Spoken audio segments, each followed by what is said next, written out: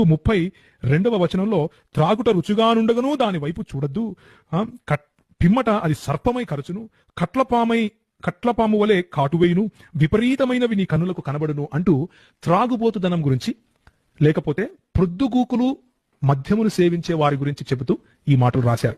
20వ అధ్యాయము 1వ వచనంలో కూడా దాని వశులై ఉండే వారి గురించి అన్నట్లుగా మనం స్పష్టంగా చూస్తాం. దాని వశమైన వారందరూ జ్ఞానము లేని వారు అంటూ బైబిల్ చాలా స్పష్టంగా ద్రాక్షారసము వశులై ఉండేవాళ్ళు అంటే త్రాగుబోతులను హేయమైన వాళ్ళుగా స్పష్టంగా చెబుతా ఉంది. అది పాపముగా చిత్రీకరిస్తా ఉంది, అందులో ఏ డౌట్ లేదు. కూర్చున్నటువంటి క్రైస్తవులందరికీ చెబుతున్నాను, మద్యపానీయము మత్తులై ఉండటము అంటే త్రాగుబోతులై ఉండటము, దేవుని రాజ్యమును త్రాగుబోతులైన వారు స్వతంత్రించుకోరు అని చెబుతా ఉంది. కాబట్టి చూడండి,